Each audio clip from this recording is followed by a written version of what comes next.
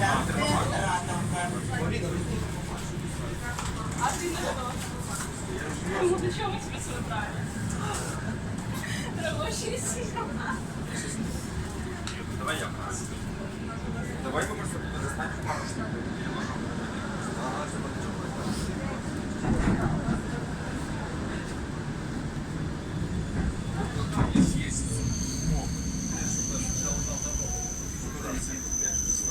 Артур, куда идти? Направо.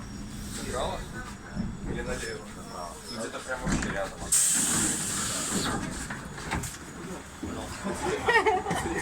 Ну ты приколы. Нет, нет, нет.